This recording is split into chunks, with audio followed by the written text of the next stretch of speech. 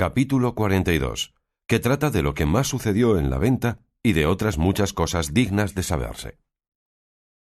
Calló en diciendo esto el cautivo, a quien don Fernando dijo: «Por cierto, señor capitán, el modo con que habéis contado este extraño suceso ha sido tal que iguala a la novedad y extrañeza del mismo caso. Todo es peregrino y raro y lleno de accidentes que maravillan y suspenden a quien los oye.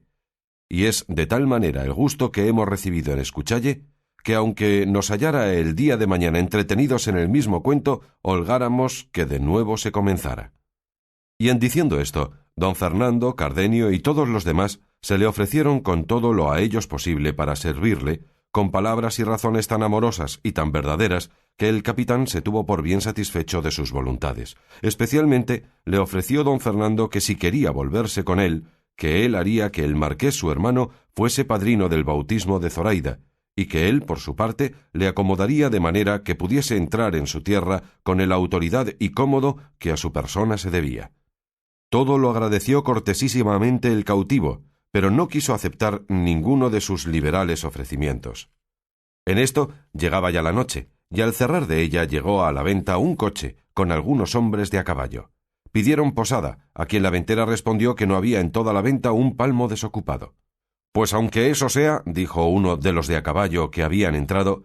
«no ha de faltar para el señor oidor que aquí viene».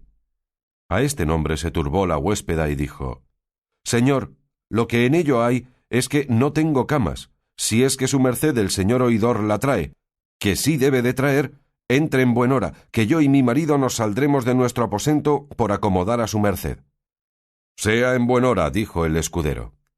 Pero a este tiempo ya había salido del coche un hombre que en el traje mostró luego el oficio y cargo que tenía, porque la ropa luenga con las mangas arrocadas que vestía mostraron ser oidor como su criado había dicho. Traía de la mano a una doncella, al parecer de hasta 16 años, vestida de camino, tan bizarra, tan hermosa y tan gallarda, que a todos puso en admiración su vista, de suerte que a no haber visto a Dorotea y a Lucinda y Zoraida, que en la venta estaban, creyeran que otra tal hermosura como la de esta doncella difícilmente pudiera hallarse. Hallóse don Quijote al entrar del oidor y de la doncella, y así como le vio, dijo: «Seguramente puede vuestra merced entrar y espaciarse en este castillo, que aunque es estrecho y mal acomodado, no hay estrecheza ni incomodidad en el mundo que no dé lugar a las armas y a las letras, y más si las armas y letras traen por guía y adalid a la fermosura, como la traen las letras de vuestra merced en esta fermosa doncella, a quien deben no sólo abrirse y manifestarse los castillos, sino apartarse los riscos y dividirse y abajarse las montañas para dalle acogida. Entre vuestra merced, digo, en este paraíso, que aquí hallará estrellas y soles que acompañen el cielo que vuestra merced trae consigo. Aquí hallará las armas en su punto y la hermosura en su extremo». Admirado quedó el oidor del razonamiento de don Quijote, a quien se puso a mirar muy de propósito, y no menos le admiraba su talle que sus palabras. Y sin hallar ningunas con que respondelle, se tornó a admirar de nuevo cuando vio delante de sí a Lucinda, Dorotea y a Zoraida, que a las nuevas de los nuevos huéspedes y a las que la ventera les había dado de la hermosura de la doncella, habían venido a verla y a recibirla. Pero don Fernando, Cardenio y el cura le hicieron más llanos y más cortesanos ofrecimientos. En efecto, el señor oidor entró confuso, así de lo que veía como de lo que escuchaba, y las hermosas de la venta dieron la bien llegada a la hermosa doncella. En resolución, bien echó de ver el oidor que era gente principal toda la que allí estaba, pero el talle, visaje y la postura de don Quijote le desatinaba. Y habiendo pasado entre todos corteses ofrecimientos y tanteado la comodidad de la venta, se ordenó lo que antes estaba ordenado, que todas las mujeres se entrasen en el camaranchón ya referido y que los hombres se quedasen fuera, como en su guarda. Y así fue contento el oidor que su hija, que era la doncella, se fuese con aquellas señoras, lo que ella hizo de muy buena gana. Y con parte de la estrecha cama del ventero, y con la mitad de la que el oidor traía, se acomodaron aquella noche mejor de lo que pensaban. El cautivo, que desde el punto que vio el oidor le dio saltos el corazón y barruntos de que aquel era su hermano, preguntó a uno de los criados que con él venían que cómo se llamaba y si sabía de qué tierra era. El criado le respondió que se llamaba el licenciado Juan Pérez de Viedma, y que había oído decir que era de un lugar de las montañas de León. Con esta relación y con lo que él había visto, se acabó de confirmar de que aquel era su hermano, que había seguido las letras, por consejo de su padre. Y alborozado y contento, llamando aparte a don Fernando, a Cardenio y al cura, les contó lo que pasaba, certificándoles que aquel oidor era su hermano. Habíale dicho también el criado cómo iba proveído por oidor de las Indias en la audiencia de México. Supo también cómo aquella doncella era su hija, de cuyo parto había muerto su madre, y que él había quedado muy rico con el dote que con la hija se le quedó en casa. Pidióles consejo qué modo tendría para descubrirse o para conocer primero si, después de descubierto, su hermano por verle pobre se afrentaba o le recibía con buenas entrañas. «Déjeseme a mí el hacer esa experiencia», dijo el cura, «cuanto más que no hay pensar, sino que vos, señor capitán, seréis muy bien recibido, porque el valor y prudencia que en su buen parecer descubre vuestro hermano no da indicios de ser arrogante ni desconocido, ni que no ha de saber poner los casos de la fortuna en su punto. Con todo eso, dijo el capitán, yo querría, no de improviso, sino por rodeos, dármele a conocer. Ya os digo, respondió el cura, que yo lo trazaré de modo que todos quedemos satisfechos. Ya en esto estaba aderezada la cena, y todos se sentaron a la mesa excepto el cautivo y las señoras, que cenaron de por sí en su aposento. En la mitad de la cena dijo el cura: «Del mismo nombre de vuestra merced, señor oidor, tuve yo una camarada en Constantinopla, donde estuve cautivo algunos años, la cual camarada era uno de los valientes soldados y capitanes que había en toda la infantería española, pero tanto cuanto tenía de esforzado y valeroso, tenía de desdichado». «¿Y cómo se llamaba ese capitán, señor mío?», preguntó el oidor. «Llamábase», respondió el cura, «Ruy Pérez de Viedma, y era natural de un lugar de las montañas de León, el cual me contó un caso que a su padre con sus hermanos le había sucedido, que, a no contármelo un hombre tan verdadero como él, lo tuviera por conseja de aquellas que las viejas cuentan el invierno al fuego, porque me dijo que su padre había dividido su hacienda entre 3 hijos que tenía y les había dado ciertos consejos mejores que los de Catón. Y sé yo decir que el que él escogió de venir a la guerra le había sucedido tan bien, que en pocos años, por su valor y esfuerzo, sin otro brazo que el de su mucha virtud, subió a ser capitán de infantería y a verse en camino y predicamento de ser puesto maestre de campo. Pero fuele la fortuna contraria, pues donde la pudiera esperar y tener buena, allí la perdió, con perder la libertad en la felicísima jornada donde tantos la cobraron, que fue en la batalla de Lepanto. Yo la perdí en la goleta, y después, por diferentes sucesos, nos hallamos camaradas en Constantinopla. Desde allí vino a Argel, donde sé que le sucedió uno de los más extraños casos que en el mundo han sucedido». De aquí fue prosiguiendo el cura, y con brevedad sucinta contó lo que con Zoraida a su hermano había sucedido, a todo lo cual estaba tan atento el oidor, que ninguna vez había sido tan oidor como entonces. Solo llegó el cura al punto de cuando los franceses despojaron a los cristianos que en la barca venían, y la pobreza y necesidad en que su camarada y la hermosa mora habían quedado, de los cuales no había sabido en qué habían parado, ni si habían llegado a España o llevádolos los franceses a Francia. Todo lo que el cura decía, estaba escuchando algo de allí desviado el capitán, y notaba todos los movimientos que su hermano hacía, el cual, viendo que ya el cura había llegado al fin de su cuento, dando un grande suspiro y llenándosele los ojos de agua, dijo: «Oh, señor, si supiésedes las nuevas que me habéis contado, y cómo me tocan tan en parte que me es forzoso dar muestras de ello con estas lágrimas que contra toda mi discreción y recato me salen por los ojos.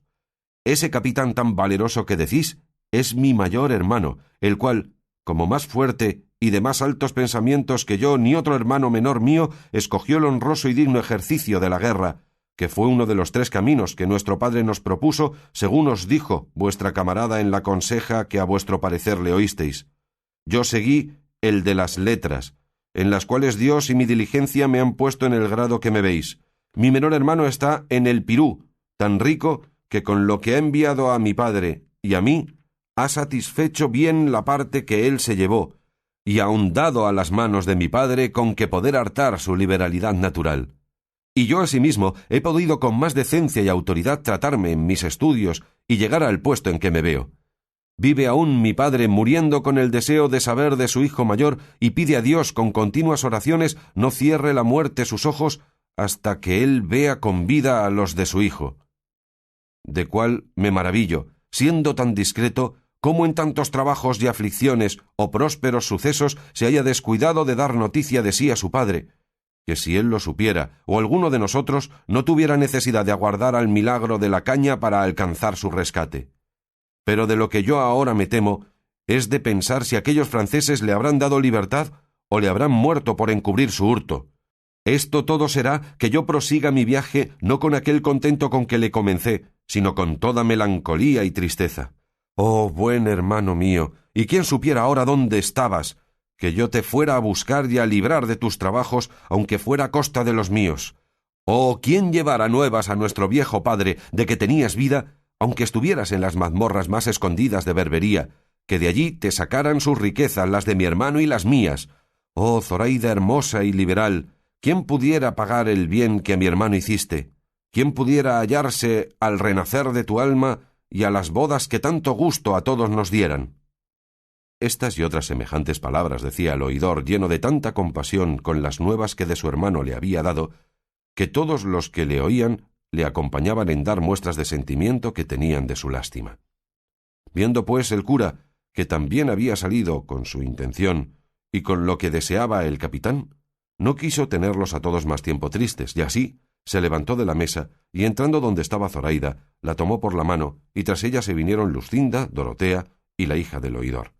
Estaba esperando el capitán a ver lo que el cura quería hacer, que fue que, tomándole a él asimismo de la otra mano, con entrambos a dos, se fue donde el oidor y los demás caballeros estaban, y dijo: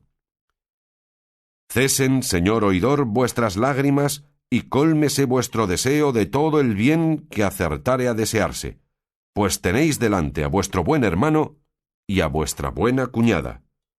Este que aquí veis es el capitán Viedma, y esta la hermosa mora que tanto bien le hizo.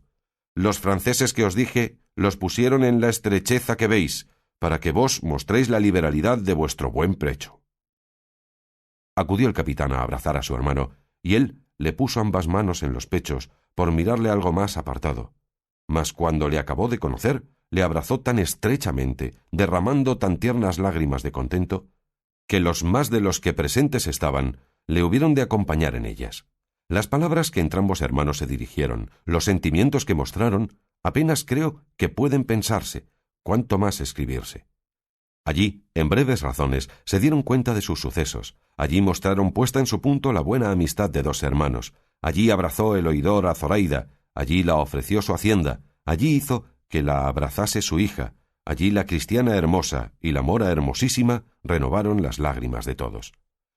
Allí don Quijote estaba atento sin hablar palabra, considerando estos tan extraños sucesos, atribuyéndolos todos a quimeras de la andante caballería. Allí concertaron que el capitán y Zoraida se volviesen con su hermano a Sevilla y avisasen a su padre de su hallazgo y libertad, para que como pudiese viniese a hallarse en las bodas y bautismo de Zoraida, por no le ser al oidor posible dejar el camino que llevaba, a causa de tener nuevas que allí a un mes partía flota de Sevilla a la Nueva España, y fuérale de grande incomodidad perder el viaje. En resolución, todos quedaron contentos y alegres del buen suceso del cautivo, y como ya la noche iba casi en las 2 partes de su jornada, acordaron de recogerse y reposar lo que de ella les quedaba. Don Quijote se ofreció a hacer la guardia del castillo, porque de algún gigante o otro malandante follón no fuesen acometidos, codiciosos del gran tesoro de hermosura que en aquel castillo se encerraba. Agradeciéronselo los que lo conocían, y dieron al oidor cuenta del humor extraño de Don Quijote, de que no poco gusto recibió. Solo Sancho Panza se desesperaba con la tardanza del recogimiento, y solo él se acomodó mejor que todos, echándose sobre los aparejos de su jumento, que le costaron tan caros como adelante se dirá. Recogidas pues las damas en su estancia, y los demás acomodádose como menos mal pudieron, Don Quijote se salió fuera de la venta a hacer la centinela del castillo, como lo había prometido. Sucedió, pues, que faltando poco para venir el alba, llegó a los oídos de las damas una voz tan entonada y tan buena que les obligó a que todas le prestasen atento oído, especialmente Dorotea, que despierta estaba, a cuyo lado dormía doña Clara de Viedma, que así se llamaba la hija del oidor. Nadie podía imaginar quién era la persona que tan bien cantaba, y era una voz sola, sin que la acompañase instrumento alguno. Unas veces les parecía que cantaban en el patio, otras que en la caballeriza, y estando en esta confusión muy atentas, llegó a la puerta del aposento Cardenio y dijo: «Quien no duerme escuche, que oirán una voz de un mozo de mulas que de tal manera canta que encanta». «Ya lo oímos, señor», respondió Dorotea, y con esto se fue Cardenio, y Dorotea, poniendo toda la atención posible, entendió que lo que se cantaba era esto. Capítulo 43, donde se cuenta la agradable historia del mozo de mulas con otros extraños acaecimientos en la venta sucedidos. Marinero soy de amor, y en su piélago profundo navego sin esperanza de llegar a puerto alguno. Siguiendo voy a una estrella que desde lejos descubro, más bella y resplandeciente que cuantas vio Palinuro. Yo no sé a dónde me guía, y así navego confuso, el alma a mirarla atenta, cuidadosa y con descuido. Recatos impertinentes, honestidad contra el uso, son nubes que me la encubren cuanto más verla procuro. Oh clara y luciente estrella, en cuya lumbre me apuro, al punto que te me encubras, será de mi muerte el punto. Llegando el que cantaba a este punto, le pareció a Dorotea que no sería bien que dejase Clara de oír una tan buena voz, y así, moviéndola a una y a otra parte, la despertó diciéndole: «Perdóname, niña, que te despierto, pues lo hago porque gustes de oír la mejor voz que quizá habrás oído en toda tu vida». Clara despertó toda soñolienta, y de la primera vez no entendió lo que Dorotea le decía, y volviéndoselo a preguntar ella, se lo volvió a decir, por lo cual estuvo atenta Clara. Pero apenas hubo oído 2 versos, que el que cantaba iba prosiguiendo, cuando le tomó un temblor tan extraño como si de algún grave accidente de coartana estuviera enferma, y abrazándose estrechamente con Dorotea le dijo: «Ay, señora de mi alma y de mi vida, ¿para qué me despertastes? Que el mayor bien que la fortuna me podía hacer por ahora era tenerme cerrados los ojos y los oídos para no ver ni oír a ese desdichado músico». «¿Qué es lo que dices, niña? Mira que dicen que el que canta es un mozo de mulas». «No es sino señor de lugares», respondió Clara, «y el que le tiene en mi alma con tanta seguridad que si él no quiere dejalle, no le será quitado eternamente». Admirada quedó Dorotea de las sentidas razones de la muchacha, pareciéndole que se aventajaban en mucho a la discreción que sus pocos años prometían, y así le dijo: «Habláis de modo, señora Clara, que no puedo entenderos. Declaraos más, y decidme qué es lo que decís de alma y de lugares y de este músico cuya voz tan inquieta os tiene. Pero no me digáis nada por ahora, que no quiero perder, por acudir a vuestro sobresalto, el gusto que recibo de oír al que canta, que me parece que con nuevos versos y nuevo tono torna su canto». «Sea en buen hora», respondió Clara. Y por no oílle, se tapó con las manos entrambos oídos, de lo que también se admiró Dorotea, la cual, estando atenta a lo que se cantaba, vio que proseguían en esta manera: «Dulce esperanza mía, que rompiendo imposibles y malezas, sigues firme la vía que tú misma te finges y aderezas, no te desmaye al verte, a cada paso junto al de tu muerte. No alcanzan perezosos honrados triunfos ni victoria alguna, ni pueden ser dichosos los que no contrastando a la fortuna entregan desvalidos al ocio blando todos los sentidos. Que amor sus glorias venda caras es gran razón y es trato justo, pues no hay más rica prenda que la que se quilata por su gusto, y es cosa manifiesta que no es de estima lo que poco cuesta. Amorosas porfías tal vez alcanzan imposibles cosas, y así, aunque con las mías sigo de amor las más dificultosas, no por eso recelo de no alcanzar desde la tierra el cielo». Aquí dio fin la voz y principio a nuevos sollozos Clara, todo lo cual encendía el deseo de Dorotea, que deseaba saber la causa de tan suave canto y de tan triste lloro, y así le volvió a preguntar qué era lo que le quería decir denantes. Entonces Clara, temerosa de que Luscinda no la oyese, abrazando estrechamente a Dorotea, puso su boca tan junto del oído de Dorotea que seguramente podía hablar sin ser de otro sentida, y así le dijo: «Este que canta, señora mía, es un hijo de un caballero natural del reino de Aragón, señor de 2 lugares, el cual vivía frontero de la casa de mi padre en la corte, y aunque mi padre tenía las ventanas de su casa con lienzos en el invierno y celosías en el verano, yo no sé lo que fue ni lo que no, que este caballero que andaba al estudio me vio, ni sé si en la iglesia o en otra parte. Finalmente él se enamoró de mí,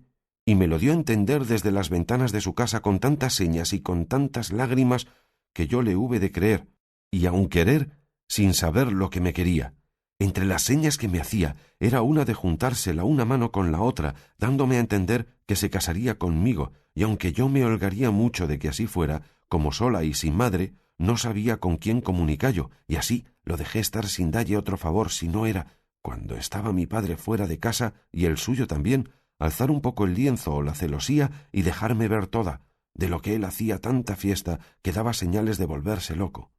Llegóse en esto el tiempo de la partida de mi padre, la cual él supo, y no de mí, pues nunca pude decírselo. Cayó malo a lo que yo entiendo de pesadumbre, y así, el día que nos partimos, nunca pude verle para despedirme de él, siquiera con los ojos. Pero a cabo de 2 días que caminábamos, al entrar de una posada, en un lugar, una jornada de aquí, le vi a la puerta del mesón puesto en hábito de mozo de mulas, tan natural que si yo no lo trujera tan retratado en mi alma, fuera imposible conocelle. Conocíle, admiréme y alegréme. Él me miró a hurto de mi padre, de quien él siempre se esconde cuando atraviesa por delante de mí en los caminos y en las posadas do llegamos. Y como yo sé quién es y considero que por amor de mí viene a pie y con tanto trabajo, muérome de pesadumbre, y a donde él pone los pies pongo yo los ojos. No sé con qué intención viene, ni cómo ha podido escaparse de su padre, que le quiere extraordinariamente, porque no tiene otro heredero, y porque él lo merece, como lo verá vuestra merced cuando le vea.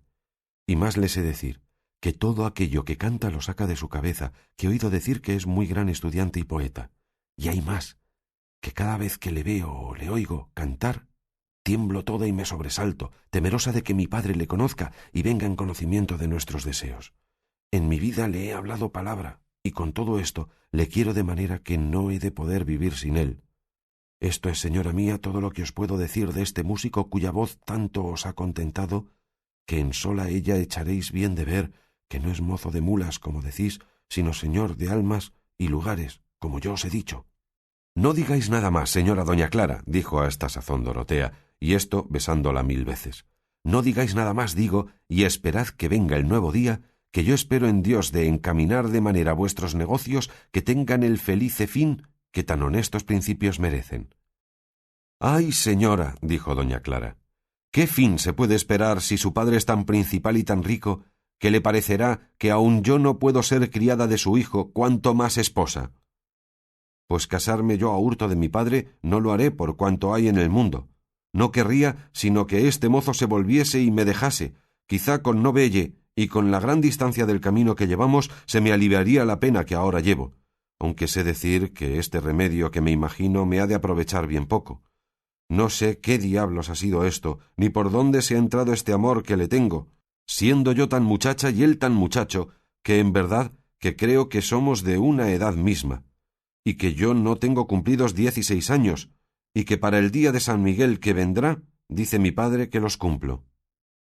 No pudo dejar de reírse Dorotea oyendo cuán como niña hablaba doña Clara, a quien dijo: «Reposemos, señora, lo poco que creo que queda de la noche, y amanecerá Dios, y medraremos, o mal me andarán las manos». Sosegáronse con esto, y en toda la venta se guardaba un grande silencio. Solamente no dormían la hija de la ventera y Maritornes, su criada, las cuales, como ya sabían el humor de que pecaba don Quijote, y que estaba fuera de la venta armado y a caballo haciendo la guarda, determinaron las dos de hacelle alguna burla, o a lo menos de pasar un poco el tiempo oyéndole sus disparates. Es pues el caso que en toda la venta no había ventana que saliese al campo, sino un agujero de un pajar por donde echaban la paja por de fuera. A este agujero se pusieron las 2 semidoncellas y vieron que don Quijote estaba a caballo, recostado sobre su lanzón, dando de cuando en cuando tan dolientes y profundos suspiros que parecía que con cada uno se le arrancaba el alma, y asimismo oyeron que decía con voz blanda, regalada y amorosa: «Oh, mi señora Dulcinea del Toboso, extremo de toda hermosura, fin y remate de la discreción, archivo del mejor donaire, depósito de la honestidad y ultimadamente idea de todo lo provechoso, honesto y deleitable que hay en el mundo. ¿Y qué fará ahora la tu merced? Si tendrás por ventura las mientes en tu cautivo caballero, que a tantos peligros por solo servirte de su voluntad ha querido ponerse, dame tú nuevas de ella, oh luminaria de las tres caras. Quizá con envidia de la suya la estás ahora mirando, que o paseándose por alguna galería de sus suntuosos palacios, o ya puesta de pecho sobre algún balcón, está considerando cómo, salva su honestidad y grandeza, ha de amansar la tormenta que por ella este mi cuitado corazón padece, qué gloria ha de dar a mis penas, qué sosiego a mi cuidado, y finalmente, qué vida a mi muerte, y qué premio a mis servicios. Y tú, sol, que ya debes de estar apriesa ensillando tus caballos por madrugar y salir a ver a mi señora, así como la veas, suplícote que de mi parte la saludes, pero guárdate que al verla y saludarla no le des paz en el rostro, que tendré más celos de ti que tú los tuviste de aquella ligera ingrata que tanto te hizo sudar y correr por los llanos de Tesalia o por las riberas de Peneo, que no me acuerdo bien por dónde corriste entonces celoso y enamorado. A este punto llegaba entonces don Quijote en su tan lastimero razonamiento, cuando la hija de la ventera le comenzó a cecear y a decirle: «Señor mío, lléguese acá a la vuestra merced si es servido». A cuyas señas y voz volvió don Quijote la cabeza y vio a la luz de la luna, que entonces estaba en toda su claridad, cómo le llamaban del agujero que a él le pareció una ventana, y aun con rejas doradas, como conviene que las tengan tan ricos castillos como él se imaginaba que era aquella venta. Y luego, en el instante, se le representó en su loca imaginación que otra vez, como la pasada, la doncella Fermosa, hija de la señora de aquel castillo, vencida de su amor, tornaba a solicitarle, y con este pensamiento, por no mostrarse descortés y desagradecido, volvió las riendas a Rocinante y se llegó al agujero, y así, como vio a las dos mozas, dijo: «Lástima os tengo, Fermosa señora, de que hayades puesto vuestras amorosas mientes en parte donde no es posible corresponderos conforme merece vuestro gran valor y gentileza, de lo que no debéis dar culpa a este miserable andante caballero, a quien tiene amor imposibilitado de poder entregar su voluntad a otra que aquella que en el punto que sus ojos la vieron, la hizo señora absoluta de su alma. Perdonadme, buena señora, y recogeos en vuestro aposento, y no queráis consignificarme más vuestros deseos, que yo me muestre más desagradecido. Y si es del amor que me tenéis, halláis en mí otra cosa con que satisfaceros que el mismo amor no sea, pedídmela, que yo os juro, por aquella ausente enemiga dulce mía, de dárosla en continente, si bien me pidiésedes una guedeja de los cabellos de Medusa, que eran todos culebras, o ya los mismos rayos del sol encerrados en una redoma». «No menester nada de eso, mi señora, señor caballero», dijo a este punto Maritornes. «Pues qué ha menester, discreta dueña, vuestra señora», respondió don Quijote. «Sola una de vuestras hermosas manos», dijo Maritornes, «por poder desahogar con ella el gran deseo que a este agujero le ha traído, tan a peligro de su honor, que si su señor padre la hubiera sentido, la menor tajada de ella fuera la oreja». «Ya quisiera yo ver eso», respondió don Quijote, «pero él se guardará bien de eso si ya no quiere hacer el más desastrado fin que padre hizo en el mundo, por haber puesto las manos en tan delicados miembros de su enamorada hija». Parecióle a Maritornes que sin duda don Quijote daría la mano que le habían pedido, y proponiendo en su pensamiento lo que había de hacer, se bajó del agujero y se fue a la caballeriza, donde tomó el cabestro del jumento de Sancho Panza, y con mucha presteza se volvió a su agujero, a tiempo que don Quijote se había puesto de pies sobre la silla de Rocinante por alcanzar a la ventana enrejada donde se imaginaba estar la ferida doncella, y al darle la mano dijo: «Tomad, señora, esa mano, o por mejor decir, ese verdugo de los malhechores del mundo. Tomad esa mano, digo, a quien no ha tocado otra de mujer alguna, ni aun la de aquella que tiene entera posesión de todo mi cuerpo. No os la doy para que la beséis, sino para que la miréis la contextura de sus nervios, la trabazón de sus músculos, la anchura y espaciosidad de sus venas, de donde sacaréis qué tal debe ser la fuerza del brazo que tal mano tiene». «Ahora lo veremos», dijo Maritornes, y haciendo una lazada corrediza al cabestro, se la echó a la muñeca y bajándose del agujero, ató lo que quedaba al cerrojo de la puerta del pajar muy fuertemente. Don Quijote, que sintió la aspereza del cordel en su muñeca, dijo: «Más parece que vuestra merced me raya que no que me regala la mano. No la tratéis tan mal, pues ella no tiene la culpa del mal que mi voluntad os hace, ni es bien que en tan poca parte venguéis el todo de vuestro enojo. Mirad que quien quiere bien, no se venga tan mal. Pero todas estas razones de Don Quijote ya no las escuchaba nadie, porque así como Maritornes le ató, ella y la otra se fueron muertas de risa y le dejaron asido de manera que fue imposible soltarse. Estaba, pues, como se ha dicho, de pie sobre Rocinante, metido todo el brazo por el agujero y atado de la muñeca y al cerrojo de la puerta con grandísimo temor y cuidado que si Rocinante se desviaba a un cabo a otro, había de quedar colgado del brazo, y así no osaba hacer movimiento alguno, puesto que de la paciencia y quietud de Rocinante bien se podía esperar que estaría sin moverse un siglo entero.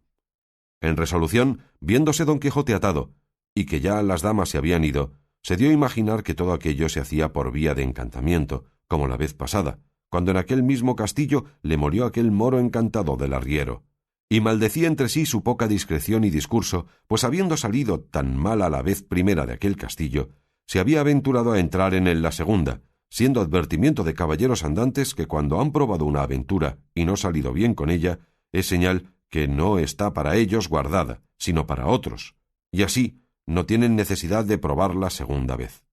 Con todo esto tiraba de su brazo, por ver si podía soltarse, mas él estaba tan bien asido que todas sus pruebas fueron en vano. Bien es verdad que tiraba con tiento, porque Rocinante no se moviese, y aunque él quisiera sentarse y ponerse en la silla, no podía sino estar en pie o arrancarse la mano. Allí fue el desear de la espada de Amadís, contra quien no tenía fuerza encantamento alguno. Allí fue el maldecir de su fortuna. Allí fue el exagerar la falta que haría en el mundo su presencia el tiempo que ya estuviese encantado, que sin duda alguna se había creído que lo estaba.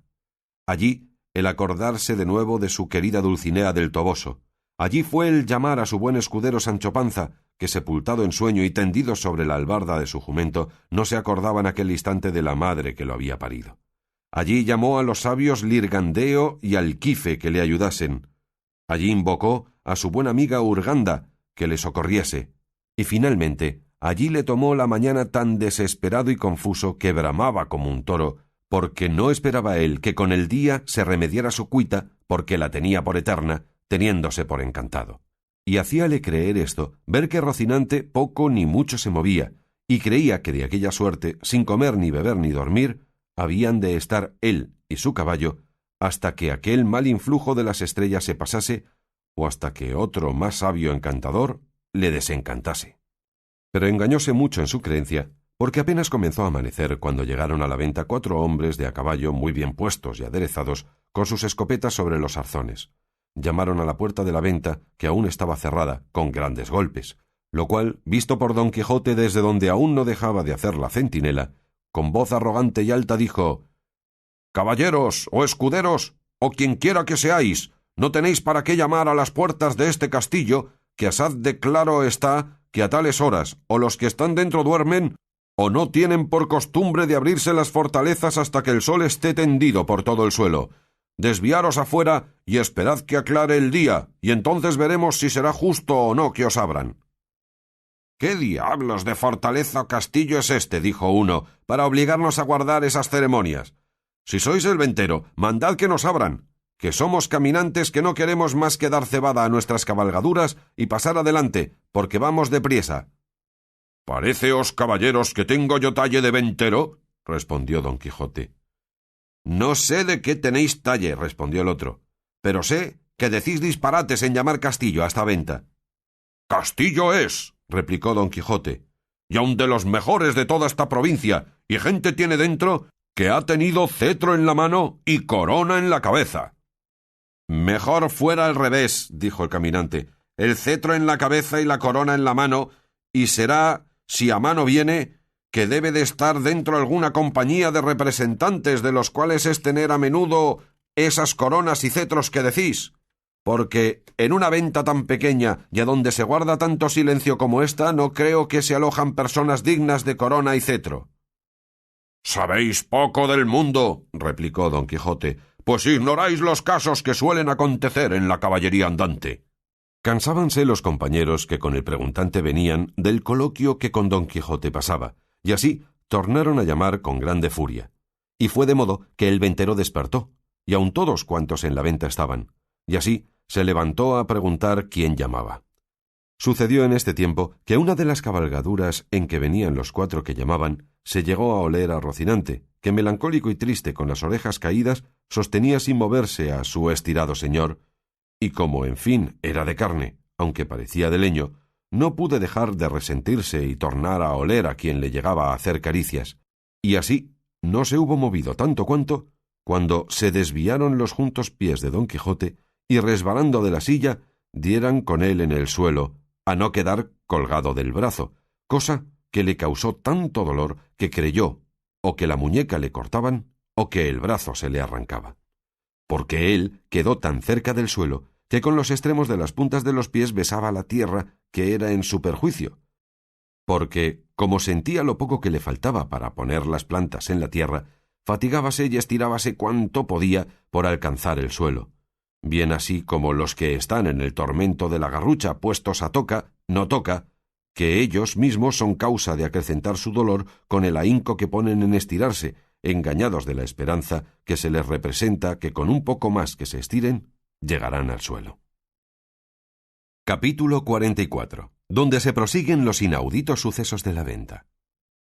En efecto, fueron tantas las voces que Don Quijote dio, que abriendo de presto las puertas de la venta salió el ventero, despavorido, a ver quién tales gritos daba, y los que estaban fuera hicieron lo mismo. Maritornes, que ya había despertado a las mismas voces, imaginando lo que podía ser, se fue al pajar y desató, sin que nadie lo viese, el cabestro que a Don Quijote sostenía, y él dio luego en el suelo, a vista del ventero y de los caminantes, que llegándose a él le preguntaron qué tenía, que tales voces daba. Él, sin responder palabra, se quitó el cordel de la muñeca, y levantándose en pie, subió sobre Rocinante, embrazó su adarga, enristró su lanzón, y tomando buena parte del campo, volvió a medio galope diciendo: «Cualquiera que dijere que yo he sido con justo título encantado, como mi señora la princesa Micomicona me dé licencia para ello, yo le desmiento, le reto y desafío a singular batalla». Admirados se quedaron los nuevos caminantes de las palabras de Don Quijote, pero el ventero les quitó de aquella admiración diciéndoles que era Don Quijote, y que no había que hacer caso de él porque estaba fuera de juicio. Preguntáronle al ventero si acaso había llegado a aquella venta un muchacho de hasta edad de 15 años que venía vestido como mozo de mulas, de tales y tales señas, dando las mismas que traía el amante de doña Clara. El ventero respondió que había tanta gente en la venta que no había echado de ver en el que preguntaban, pero habiendo visto uno de ellos el coche donde había venido el oidor, dijo: «Aquí debe de estar sin duda, porque este es el coche que él dicen que sigue. Quédese uno de nosotros a la puerta y entren los demás a buscarle, y aún sería bien que uno de nosotros rodease toda la venta, porque no fuese por las bardas de los corrales». «Así se hará», respondió uno de ellos. Y entrándose los dos dentro, uno se quedó a la puerta y el otro se fue a rodear la venta, todo lo cual veía el ventero, y no sabía atinar para qué se hacían aquellas diligencias, puesto que bien creyó que buscaban aquel mozo cuyas señas le habían dado. Ya esta sazón aclaraba el día, y así por esto, como por el ruido que Don Quijote había hecho, estaban todos despiertos y se levantaban, especialmente doña Clara y Dorotea, que la una con sobresalto de tener tan cerca a su amante, y la otra con el deseo de verle, habían podido dormir bien mal aquella noche. Pero Don Quijote, que vio que ninguno de los 4 caminantes hacía caso de él, ni le respondían a su demanda, moría y rabiaba de despecho y saña. Y si él hallara en las ordenanzas de su caballería que lícitamente podía el caballero andante tomar y emprender otra empresa, habiendo dado su palabra y fe de no ponerse en ninguna hasta acabar la que había prometido, él embistiera con todos y les hiciera responder mal de su grado.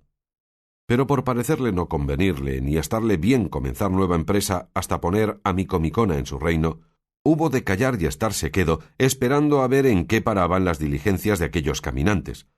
uno de los cuales halló al mancebo que buscaba durmiendo al lado de un mozo de mulas, bien descuidado de que nadie ni le buscase ni menos de que le hallase. El hombre le trabó del brazo y le dijo: «Por cierto, señor don Luis, que responde bien a quien vos sois el hábito que tenéis, y que dice bien la cama en que os hallo al regalo con que vuestra madre os crió». Limpióse el mozo los soñolientos ojos y miró de espacio al que le tenía asido, y luego conoció que era criado de su padre, de que recibió tal sobresalto que no acertó o no pudo hablarle palabra por un buen espacio. Y el criado prosiguió diciendo: «Aquí no hay que hacer otra cosa, señor don Luis, sino prestar paciencia y dar la vuelta a casa. Si ya vuestra merced no gusta que su padre y mi señor la dé al otro mundo, porque no se puede esperar otra cosa de la pena con que queda por vuestra ausencia». «Pues ¿cómo supo mi padre», dijo don Luis, «que yo venía este camino y en este traje?» «Un estudiante», respondió el criado, «a quien disteis cuenta de vuestros pensamientos, fue el que lo descubrió, movido a lástima de las que vio que hacía vuestro padre al punto que os echó de menos, y así despachó a 4 de sus criados en vuestra busca, y todos estamos aquí a vuestro servicio, más contentos de lo que imaginar se puede por el buen despacho con que tornaremos, llevándoos a los ojos que tanto os quieren». «Eso será como yo quisiere, o como el cielo lo ordenare», respondió don Luis. «¿Qué habéis de querer o qué ha de ordenar el cielo fuera de consentir en volveros? Porque no ha de ser posible otra cosa». Todas estas razones que entre los dos pasaban, oyó el mozo de mulas junto a quien don Luis estaba, y levantándose de allí fue a decir lo que pasaba a don Fernando y a Cardenio y a los demás, que ya vestidos se habían, a los cuales dijo cómo aquel hombre llamaba de don a aquel muchacho, y las razones que pasaban, y cómo le quería volver a casa de su padre, y el mozo no quería. Y con esto, y con lo que de él sabían de la buena voz que el cielo le había dado, vinieron todos en gran deseo de saber más particularmente quién era, y aun de ayudarle si alguna fuerza le quisiesen hacer, y así se fueron hacia la parte donde aún estaba hablando y porfiando con su criado. Salía en esto Dorotea de su aposento, y tras ella doña Clara, toda turbada, y llamando Dorotea a Cardenio aparte, le contó en breves razones la historia del músico y de doña Clara, a quien él también dijo lo que pasaba de la venida a buscarle los criados de su padre. Y no se lo dijo tan callando que lo dejase de oír Clara, de lo que quedó tan fuera de sí que si Dorotea no llegara a tenerla, diera consigo en el suelo. Cardenio dijo a Dorotea que se volviesen al aposento, que él procuraría poner remedio en todo, y ellas lo hicieron. Ya estaban todos los 4 que venían a buscar a don Luis dentro de la venta y rodeados de él, persuadiéndole que luego, sin detenerse un punto, volviese a consolar a su padre. Él respondió que en ninguna manera lo podía hacer hasta dar fin a un negocio en que le iba la vida, la honra y el alma. Apretáronle entonces los criados, diciéndole que en ningún modo volverían sin él, y que le llevarían quisiese o no quisiese. «Eso no haréis vosotros», replicó don Luis, «si no es llevándome muerto, aunque de cualquiera manera que me llevéis será llevarme sin vida». Ya a esta sazón habían acudido a la porfía todos los más que en la venta estaban, especialmente Cardenio, don Fernando, sus camaradas, el oidor, el cura, el barbero y don Quijote, que ya le pareció que no había necesidad de guardar más el castillo. Cardenio, como ya sabía la historia del mozo, preguntó a los que llevarle querían que qué les movía a querer llevar contra su voluntad aquel muchacho. «Muévenos», respondió uno de los 4, «dar la vida a su padre, que por la ausencia de este caballero queda a peligro de perderla». A esto dijo don Luis: «No hay para qué se dé cuenta aquí de mis cosas. Yo soy libre y volveré si me diere gusto, y si no, ninguno de vosotros me ha de hacer fuerza». «Harásela a vuestra merced la razón», respondió el hombre, «y cuando ella no bastare con vuestra merced, bastará con nosotros para hacer a lo que venimos, y lo que somos obligados». «Sepamos qué es esto de raíz», dijo a este tiempo el oidor, pero el hombre, que lo conoció como vecino de su casa, respondió: «¿No conoce vuestra merced, señor oidor, a este caballero que es el hijo de su vecino, el cual se ha ausentado de casa de su padre en el hábito tan indecente a su calidad como vuestra merced puede ver?» Miróle entonces el oidor más atentamente, y conocióle, y abrazándole dijo: «¿Qué niñerías son estas, señor don Luis, o qué causas tan poderosas que os hayan movido a venir de esta manera y en este traje, que dice tan mal con la calidad vuestra?» Al mozo se le vinieron las lágrimas a los ojos, y no pudo responder palabra. El oidor dijo a los 4 que se sosegasen, que todo se haría bien, y tomando por la mano a don Luis, le apartó a una parte y le preguntó qué venida había sido aquella. Y en tanto que le hacía esta y otras preguntas, oyeron grandes voces a la puerta de la venta, y era la causa de ellas que 2 huéspedes que aquella noche habían alojado en ella, viendo toda la gente ocupada en saber lo que los 4 buscaban, habían intentado a irse sin pagar lo que debían. Mas el ventero, que atendía más a su negocio que a los ajenos, les asió al salir de la puerta y pidió su paga, y les afeó su mala intención con tales palabras que les movió a que le respondiesen con los puños, y así le comenzaron a dar tal mano que el pobre ventero tuvo necesidad de dar voces y pedir socorro. La ventera y su hija no vieron a otro más desocupado para poder socorrerle que a don Quijote, a quien la hija de la ventera dijo: «Socorra vuestra merced, señor caballero, por la virtud que Dios le dio a mi pobre padre, que 2 malos hombres le están moliendo como a cibera». A lo cual respondió don Quijote muy de espacio y con mucha flema: «Fermosa doncella, no ha lugar por ahora vuestra petición, porque estoy impedido de entremeterme en otra aventura en tanto que no diere cima a una en que mi palabra me ha puesto.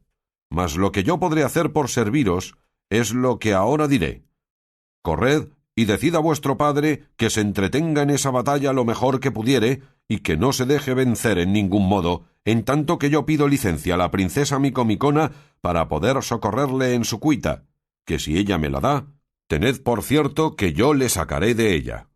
«Pecadora de mí», dijo a esto Maritornes, que estaba delante, «primero que vuestra merced alcance esa licencia que dice, estará ya mi señor en el otro mundo». «Dadme vos, señora, que yo alcance la licencia que digo», respondió don Quijote, «que como yo la tenga, poco hará al caso que él esté en el otro mundo, que de allí le sacaré a pesar del mismo mundo que lo contradiga, o por lo menos os daré tal venganza de los que allá le hubieren enviado, que quedéis más que medianamente satisfechas». Y sin decir más, se fue a poner de hinojos ante Dorotea, pidiéndole con palabras caballerescas y andantescas que la su grandeza fuese servida de darle licencia de acorrer y socorrer al castellano de aquel castillo que estaba puesto en una grave mengua. La princesa se la dio de buen talante, y él luego, embrazando su adarga y poniendo mano a su espada, acudió a la puerta de la venta, donde aún todavía traían los 2 huéspedes a mal traer al ventero. Pero así como llegó, embrazó, y estuvo quedo, aunque Maritornes y la ventera le decían que en qué se detenía, que socorriese a su señor y marido. «Deténgome», dijo don Quijote, «porque no me es lícito poner mano a la espada contra gente escuderil, pero llamadme aquí a mi escudero Sancho, que a él toca y atañe esta defensa y venganza». Esto pasaba en la puerta de la venta, y en ella andaban las puñadas y mojicones muy en su punto, todo en daño del ventero y en rabia de Maritornes, la ventera y su hija, que se desesperaban de ver la cobardía de don Quijote y de lo mal que lo pasaba su marido, señor y padre. Pero dejémosle aquí, que no faltará quien le socorra, o si no, sufra y calle el que se atreve a más de a lo que sus fuerzas le prometen. Y volvámonos atrás 50 pasos a ver qué fue lo que don Luis respondió al oidor, que le dejamos aparte, preguntándole la causa de su venida a pie y de tan vil traje vestido. A lo cual el mozo, asiéndole fuertemente de las manos, como en señal de que algún gran dolor le apretaba el corazón, y derramando lágrimas en grande abundancia, le dijo: «Señor mío, yo no sé deciros otra cosa sino que desde el punto que quiso el cielo y facilitó nuestra vecindad que yo viese a mi señora doña Clara, hija vuestra y señora mía, desde aquel instante la hice dueño de mi voluntad, y si la vuestra, verdadero señor y padre mío, no lo impide, en este mismo día ha de ser mi esposa. Por ella dejé la casa de mi padre, y por ella me puse en este traje, para seguirla donde quiera que fuese, como la saeta al blanco o como el marinero al norte. Ella no sabe de mis deseos más de lo que ha podido entender de algunas veces que desde lejos ha visto llorar mis ojos. Ya, señor, sabéis la riqueza y la nobleza de mis padres, y como yo soy su único heredero, si os parece que estas son partes para que os aventuréis a hacerme en todo venturoso, recibidme luego por vuestro hijo, que si mi padre, llevado de otros designios suyos, no gustare de este bien que yo supe buscarme, más fuerza tiene el tiempo para deshacer y mudar las cosas que las humanas voluntades». Cayó en diciendo esto el enamorado mancebo, y el oidor quedó en oírle suspenso, confuso y admirado, así de haber oído el modo y la discreción con que don Luis le había descubierto su pensamiento, como de verse en punto que no sabía el qué poder tomar en tan repentino y no esperado negocio. Y así no respondió otra cosa sino que se sosegase por entonces, y entretuviese a sus criados, que por aquel día no le volviesen, porque se tuviese tiempo para considerar lo que mejor a todos estuviese. Besóle las manos por fuerza don Luis, y aún se las bañó con lágrimas, cosa que pudiera enternecer un corazón de mármol, no sólo el del oidor, que como discreto ya había conocido cuán bien le estaba a su hija aquel matrimonio, puesto que, si fuera posible, lo quisiera efectuar con voluntad del padre de don Luis, del cual sabía que pretendía hacer de título a su hijo. Ya a esta sazón estaban en paz los huéspedes con el ventero, pues por persuasión y buenas razones de don Quijote, más que por amenazas, le habían pagado todo lo que él quiso, y los criados de don Luis aguardaban el fin de la plática del oidor y la resolución de su amo, cuando el demonio, que no duerme, ordenó que en aquel mismo punto entró en la venta el barbero, a quien don Quijote quitó el yelmo de Mambrino y Sancho Panza los aparejos del asno que trocó con los del suyo, el cual barbero, llevando su jumento a la caballeriza, vio a Sancho Panza, que estaba aderezando no sé qué de la albarda, y así como la vio, la conoció, y se atrevió a arremeter a Sancho, diciendo: «¡Ah, don ladrón, que aquí os tengo! Venga mi bacía y mi albarda con todos mis aparejos que me robastes». Sancho, que se vio acometer tan de improviso, y oyó los vituperios que le decían, con la una mano asió de la albarda, y con la otra dio un mojicón al barbero, que le bañó los dientes en sangre. Pero no por esto dejó el barbero la presa que tenía hecha en el albarda. Antes alzó la voz de tal manera que todos los de la venta acudieron al ruido y pendencia, y decía: «Aquí del rey de la justicia, que sobre cobrar mi hacienda me quiere matar este ladrón salteador de caminos». «Mentís», respondió Sancho, «que yo no soy salteador de caminos, que en buena guerra ganó mi señor don Quijote estos despojos». Ya estaba don Quijote delante con mucho contento de ver cuán bien se defendía y ofendía su escudero, y túvole desde allí adelante por hombre de pro, y propuso en su corazón de armalle caballero en la primera ocasión que se le ofreciese, por parecerle que sería en él bien empleada la orden de caballería. Entre otras cosas que el barbero decía en el discurso de la pendencia, vino a decir: «Señores, así esta albarda es mía como la muerte que debo a Dios,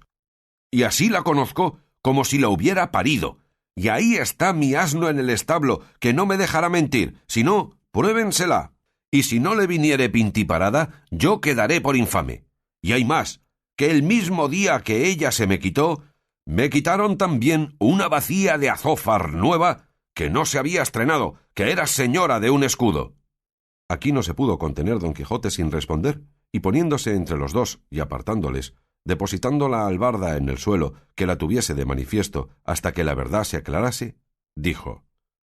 «Porque vean vuestras mercedes clara y manifiestamente el error en que está este buen escudero, pues llama bacía a lo que fue, es y será yelmo de Mambrino, el cual se le quité yo en buena guerra, y me hice señor de él con legítima y lícita posesión. En lo de la albarda no me entremeto, que lo que en ello sabré decir es que mi escudero Sancho me pidió licencia para quitar los jaeces del caballo de este vencido cobarde y con ellos adornar el suyo. Yo se la di, y él los tomó, y de haberse convertido de jaez en albarda no sabré dar otra razón si no es la ordinaria, que como estas transformaciones se ven en los sucesos de la caballería, para confirmación de lo cual corre Sancho hijo y saca aquí el yelmo que este buen hombre dice ser bacía». «Pardiez, señor», dijo Sancho, «si no tenemos otra prueba de nuestra intención que la que vuestra merced dice, tan vacía es el yelmo de Malino como el jaez de este buen hombre albarda». «Haz lo que te mando», replicó don Quijote, «que no todas las cosas de este castillo han de ser guiadas por encantamento». Sancho fue a do estaba la bacía y la trujo, y así como don Quijote la vio, la tomó en las manos y dijo: «Miren vuestras mercedes con qué cara podía decir este escudero que ésta es vacía, y no el yelmo que yo he dicho, y juro por la orden de caballería que profeso, que este yelmo fue el mismo que yo le quité, sin haber añadido en él ni quitado cosa alguna». «En eso no hay duda», dijo a esta sazón Sancho, «porque desde que mi señor le ganó hasta ahora no ha hecho con él más de una batalla, cuando libró a los sin ventura encadenados, y si no fuera por este vaciyelmo no lo pasara entonces muy bien, porque hubo asaz de pedradas en aquel trance». Capítulo 45. donde se acaba de averiguar la duda del yelmo de Mambrino y de la albarda, y otras aventuras sucedidas con toda verdad. «¿Qué les parece a vuestras mercedes, señores?», dijo el barbero, «de lo que afirman estos gentiles hombres, pues aún porfían que ésta no es vacía, sino yelmo». «Y quien lo contrario dijere», dijo don Quijote, «le haré yo conocer que miente, si fuere caballero, y si escudero, que remiente 1000 veces». Nuestro barbero, que a todo estaba presente, como tenía también conocido el humor de don Quijote, quiso esforzar su desatino y llevar adelante la burla para que todos riesen, y dejó hablando con el otro barbero. «Señor barbero o quien sois, sabed que yo también soy de vuestro oficio, y tengo más ha de 20 años carta de examen, y conozco muy bien de todos los instrumentos de la barbería, sin que le falte uno. Y ni más ni menos fui un tiempo en mi mocedad soldado, y sé también qué es yelmo y qué es morrión y celada de encaje y otras cosas tocantes a la milicia, digo, a los géneros de armas de los soldados. Y digo, salvo mejor parecer, remitiéndome siempre al mejor entendimiento, que esta pieza que está aquí delante y que este buen señor tiene en las manos no sólo no es vacía de barbero, pero está tan lejos de serlo como está lejos lo blanco de lo negro, y la verdad de la mentira. También digo que aunque es yelmo, no es yelmo entero». «No, por cierto», dijo don Quijote, «porque le falta la mitad, que es la babera». «Así es», dijo el cura, que ya había entendido la intención de su amigo el barbero. Y lo mismo confirmó Cardenio, don Fernando y sus camaradas, y aun el oidor, si no estuviera tan pensativo con el negocio de don Luis, ayudara por su parte a la burla, pero las veras de lo que pensaba le tenían tan suspenso que poco o nada atendía a aquellos donaires. «Válame Dios», dijo a esta razón el barbero burlado, «¿qué es posible que tanta gente honrada diga que ésta no es vacía sino yelmo? Cosa parece esta que puede poner en admiración a toda una universidad por discreta que sea. Basta. Si es que esta vacía es yelmo, también debe de ser esta albarda jaez de caballo, como este señor ha dicho». «A mí albarda me parece», dijo don Quijote, «pero ya he dicho que en eso no me entremeto». «De que sea albarda o jaez», dijo el cura, «no está en más de decirlo el señor don Quijote, que en estas cosas de la caballería todos estos señores y yo le damos la ventaja». «Por Dios, señores míos», dijo don Quijote, «que son tantas y tan extrañas las cosas que en este castillo, en 2 veces que en él he alojado, me han sucedido,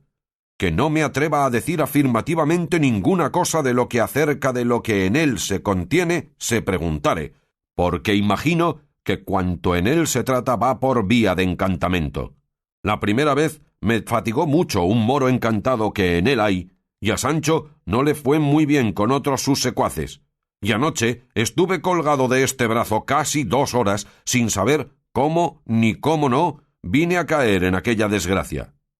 Así que ponerme yo ahora en cosa de tanta confusión a dar mi parecer será caer en juicio temerario. En lo que toca a lo que dicen que ésta es vacía y no yelmo, ya yo tengo respondido.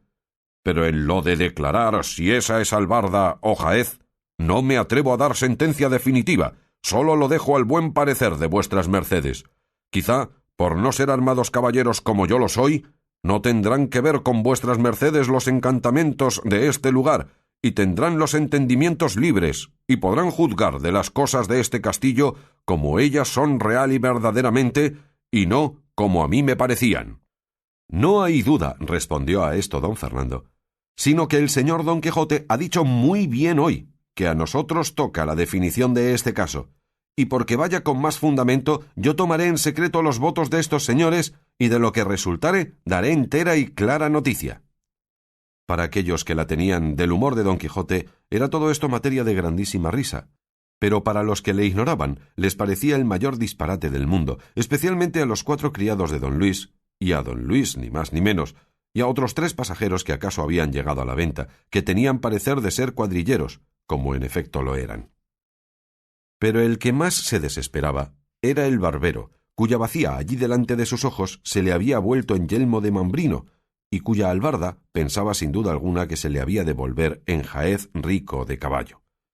Y los unos y los otros se reían de ver cómo andaba don Fernando tomando los votos de unos en otros, hablándolos al oído para que en secreto declarasen si era Albarda o Jaez aquella joya sobre quien tanto se había peleado. Y después que hubo tomado los votos de aquellos que a don Quijote conocían, dijo en alta voz: «El caso es, buen hombre, que ya yo estoy cansado de tomar tantos pareceres, porque veo que a ninguno pregunto lo que deseo saber que no me diga que es disparate el decir que ésta sea albarda de jumento, sino Jaez de caballo, y aun de caballo castizo, y así habréis de tener paciencia porque a vuestro pesar, y al de vuestro asno, este es Jaez y no albarda, y vos habéis alegado y probado muy mal de vuestra parte». «No la tenga yo en el cielo», dijo el sobrebarbero, «si todos vuestras mercedes no se engañan, y que así parezca mi ánima ante Dios como ella me parece a mí albarda, y no Jaez. Pero allá van leyes, etcétera, y no digo más. Y en verdad que no estoy borracho, que no me he desayunado, si de pecar no».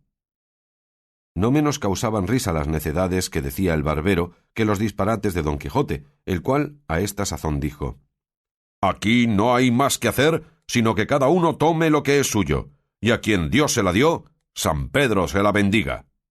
Uno de los cuatro dijo: «Si ya no es que esto sea burla pensada, no me puedo persuadir que hombres de tan buen entendimiento como son o parecen todos los que aquí están, se atrevan a decir y afirmar que ésta no es vacía, ni aquella albarda. Mas como veo que lo afirman y lo dicen, me doy a entender que no carece de misterio el porfiar una cosa tan contraria de lo que nos muestra la misma verdad y la misma experiencia, porque voto a tal», y arrojóle Redondo, «que no me den a mí entender cuantos hoy viven en el mundo al revés de que ésta no sea vacía de barbero y ésta albarda de asno». «Bien podría ser de borrica», dijo el cura.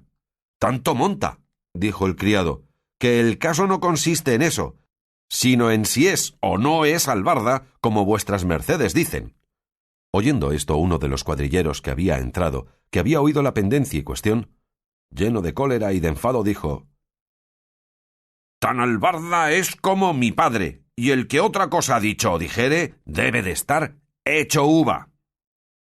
«Mentís como bellaco, villano», respondió don Quijote, y alzando el lanzón que nunca le dejaba de las manos, le iba a descargar tal golpe sobre la cabeza que a no desviarse el cuadrillero se le dejara allí tendido. El lanzón se hizo pedazos en el suelo, y los demás cuadrilleros que vieron tratar mal a su compañero alzaron la voz pidiendo favor a la Santa Hermandad. El ventero, que era de la cuadrilla, entró al punto por su varilla y por su espada, y se puso al lado de sus compañeros. Los criados de don Luis rodearon a don Luis porque con el alboroto no se les fuese. El barbero, viendo la casa revuelta, tornó a asir de su albarda, y lo mismo hizo Sancho. Don Quijote puso mano a su espada y arremetió a los cuadrilleros.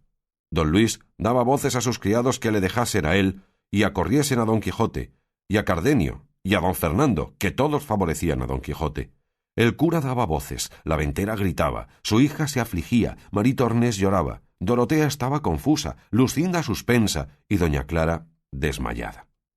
El barbero aporreaba a Sancho, Sancho molía al barbero. Don Luis, a quien un criado suyo se atrevió a asirle del brazo porque no se fuese, le dio una puñada que le bañó los dientes en sangre. El oidor le defendía. Don Fernando tenía debajo de sus pies a un cuadrillero midiéndole el cuerpo con ellos muy a su sabor.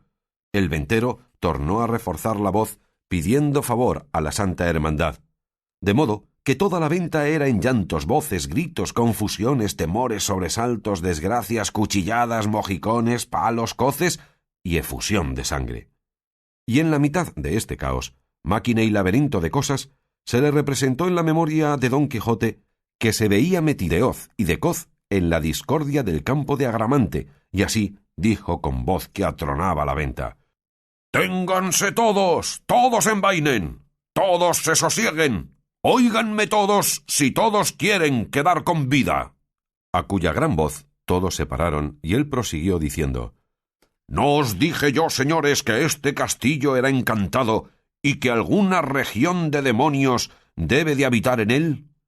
En confirmación de lo cual quiero que veáis por vuestros ojos cómo se ha pasado aquí y trasladado entre nosotros la discordia del campo de Agramante. Mirad cómo allí se pelea por la espada, aquí por el caballo. acullá por el águila, acá por el yelmo, y todos peleamos, y todos no nos entendemos. Venga pues vuestra merced, señor oidor, y vuestra merced, señor cura, y el uno sirva de rey agramante, y el otro de rey sobrino, y póngannos en paz, porque por Dios todopoderoso, que es gran bellaquería que tanta gente principal como aquí estamos, se mate por causas tan livianas. Los cuadrilleros, que no entendían el frasis de Don Quijote, y se veían malparados de don Fernando, Cardenio y sus camaradas, no querían sosegarse. El barbero sí, porque en la pendencia tenía deshechas las barbas y el albarda. Sancho, a la más mínima voz de su amo, obedeció, como buen criado. Los 4 criados de don Luis también se estuvieron quedos, viendo cuán poco les iba en no estarlo. Sólo el ventero porfiaba que se habían de castigar las insolencias de aquel loco, que a cada paso le alborotaba la venta. Finalmente, el rumor se apaciguó por entonces. La albarda se quedó por jaez hasta el día del juicio, y la bacía por yelmo, y la venta por castillo en la imaginación de Don Quijote. Puestos pues ya en sosiego y hechos amigos todos a persuasión del oidor y del cura, volvieron los criados de don Luis a porfiarle que al momento se viniese con ellos, y en tanto que él con ellos se avenía, el oidor comunicó a don Fernando, Cardenio y el cura qué debía hacer en aquel caso, contándoseles con las razones que don Luis le había dicho. En fin fue acordado que don Fernando dijese a los criados de don Luis quién él era, y cómo era su gusto que don Luis se fuese con él a la Andalucía, donde de su hermano el marqués sería estimado como el valor de don Luis merecía, porque de esta manera se sabía de la intención de don Luis que no volvería por aquella vez a los ojos de su padre si le hiciesen pedazos. Entendida pues de los 4 la calidad de don Fernando y la intención de don Luis, determinaron entre ellos que los 3 se volviesen a contar lo que pasaba a su padre, y el otro se quedase a servir a don Luis y a no dejalle hasta que ellos volviesen por él o viese lo que su padre les ordenaba. De esta manera se apaciguó aquella máquina de pendencias por la autoridad de Agramante y prudencia del rey sobrino,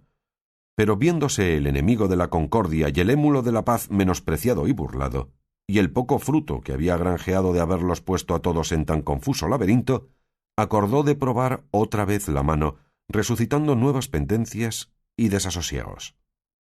Es pues el caso que los cuadrilleros se sosegaron por haber entreoído la calidad de los que con ellos se habían combatido, y se retiraron de la pendencia por parecerles que de cualquiera manera que sucediese habían de llevar lo peor de la batalla.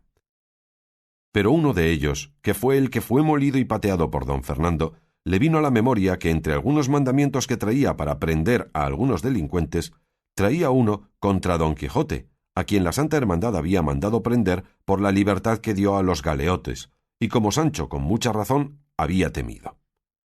Imaginando pues esto, quiso certificarse si las señas que de don Quijote traía venían bien, y sacando del seno un pergamino, topó con el que buscaba, y poniéndosele a leer de espacio, porque no era buen lector,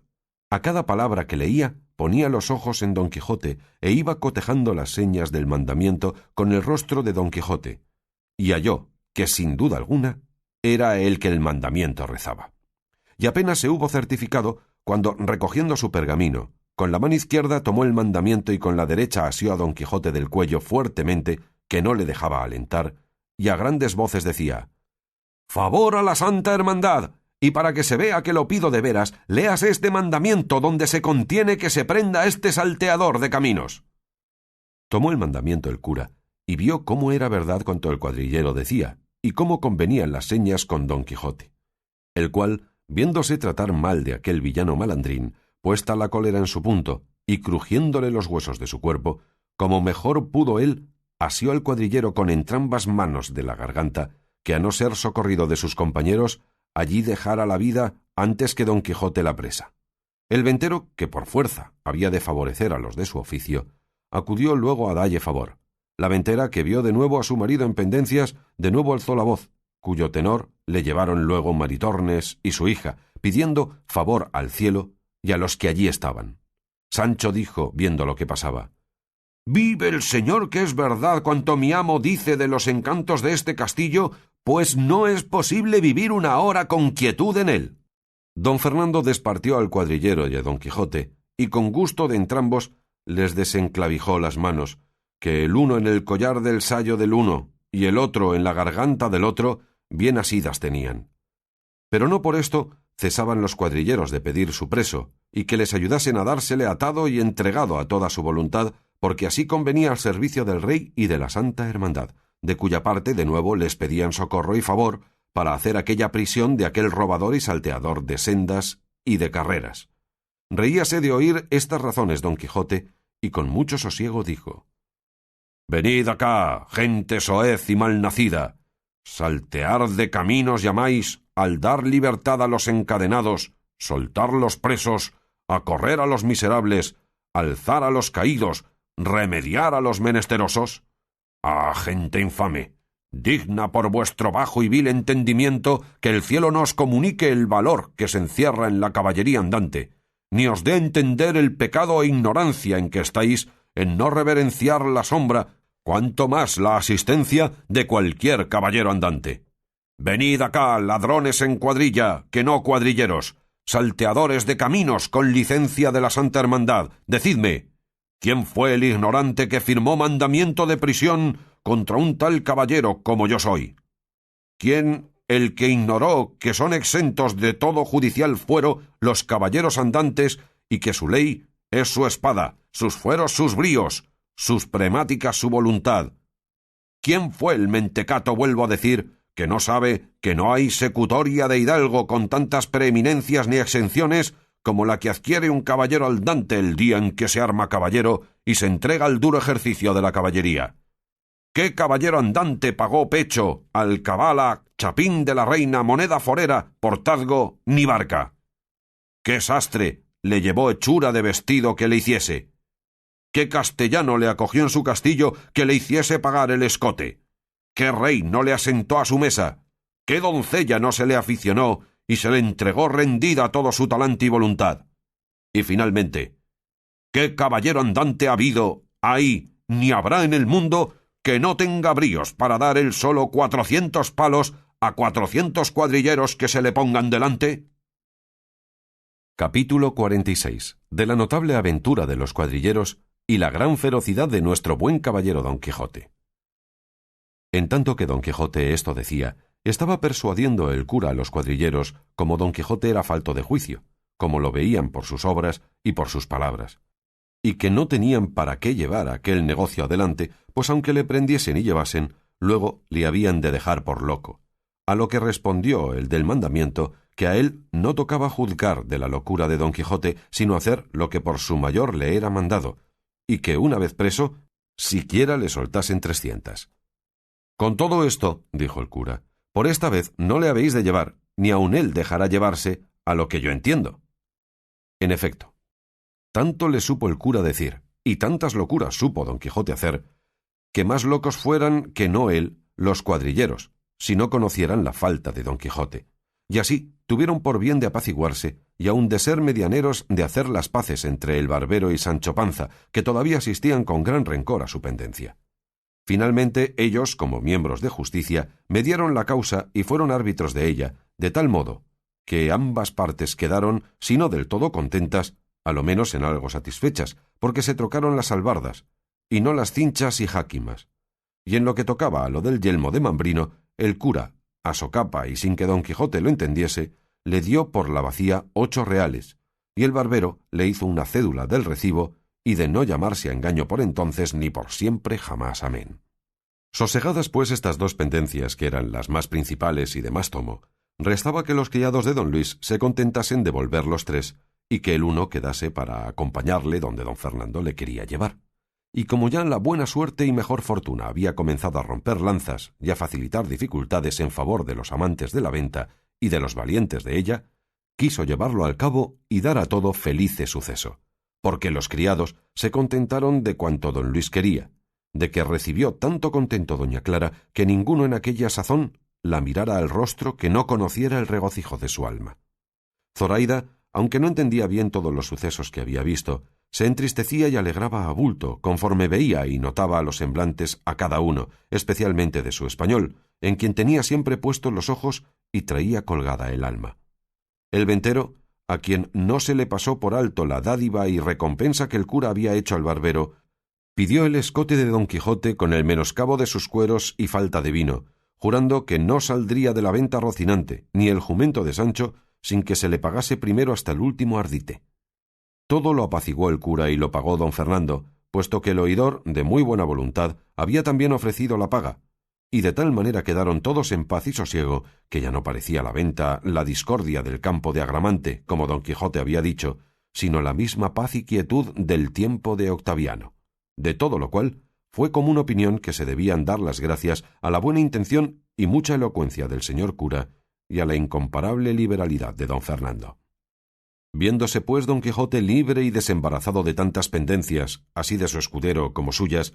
le pareció que sería bien seguir su comenzado viaje y dar fin a aquella grande aventura para que había sido llamado y escogido, y así, con resoluta determinación, se fue a poner de hinojos ante Dorotea, la cual no le consintió que hablase palabra hasta que se levantase, y él, por obedecella, se puso en pie y le dijo: «Es común proverbio, fermosa señora, que la diligencia es madre de la buena ventura, y en muchas y graves cosas ha mostrado la experiencia que la solicitud del negociante trae a buen fin el pleito dudoso. Pero en ningunas cosas se muestra más esta verdad que en las de la guerra, a donde la celeridad y presteza previene los discursos del enemigo y alcanza la victoria antes que el contrario se ponga en defensa. Todo esto digo, alta y preciosa señora, porque me parece que la estada nuestra en este castillo ya es sin provecho, y podría sernos de tanto daño que lo echásemos de ver algún día, porque quién sabe si por ocultas espías y diligentes habrá sabido ya nuestro enemigo el gigante de que voy yo a destruille, y dándole lugar el tiempo, se fortificase en algún inexpugnable castillo o fortaleza contra quien valiesen poco mis diligencias y la fuerza de mi incansable brazo. Así que, señora mía, prevengamos, como tengo dicho, con nuestra diligencia sus designios, y partámonos luego a la buena ventura, que no está más de tenerla vuestra grandeza como desea de cuanto yo tarde de verme con vuestro contrario».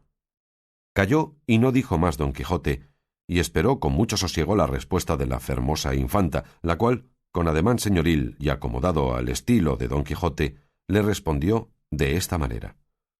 «Yo os agradezco, señor caballero, el deseo que mostráis tener de favorecerme en mi gran cuita, bien así como caballero a quien es anejo y concerniente favorecer los huérfanos y menesterosos, y quiera el cielo que el vuestro y mi deseo se cumplan, para que veáis que hay agradecidas mujeres en el mundo. Y en lo de mi partida, sea luego, que yo no tengo más voluntad que la vuestra. Disponed vos de mí a toda vuestra guisa y talante,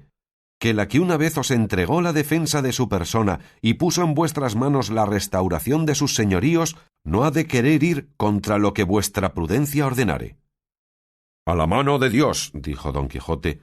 «pues así es que vuestra señoría se me humilla, no quiero yo perder la ocasión de levantalla y ponella en su heredado trono. La partida sea luego, porque me va poniendo espuelas al deseo y al camino lo que suele decirse que en la tardanza está el peligro. Y pues no ha criado el cielo ni visto el infierno ninguno que me espante ni acobarde, ensilla Sancho a Rocinante y apareja tu jumento y el palafrén de la reina, y despidámonos del castellano y de estos señores, y vamos de aquí luego al punto». Sancho, que a todo estaba presente, dijo meneando la cabeza a una parte y a otra: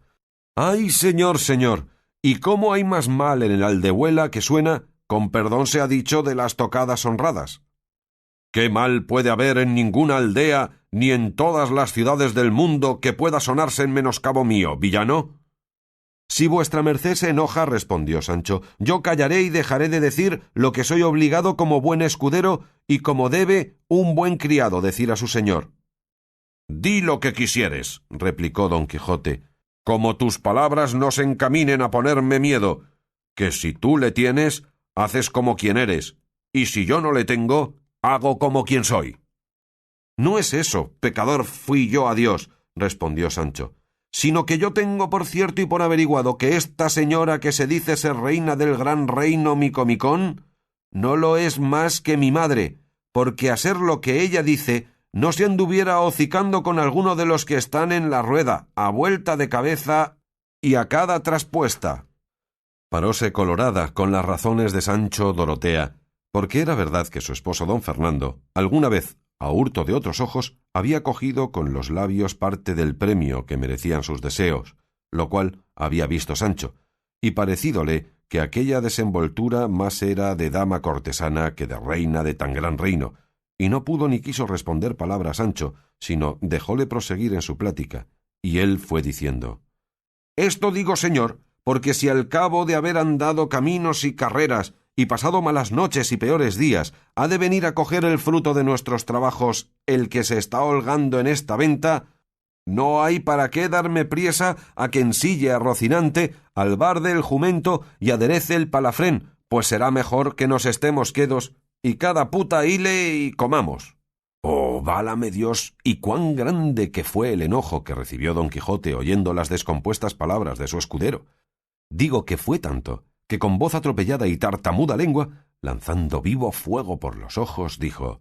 «¡Oh, bellaco, villano, mal mirado, descompuesto, ignorante, infacundo, deslenguado, atrevido, murmurador y maldiciente!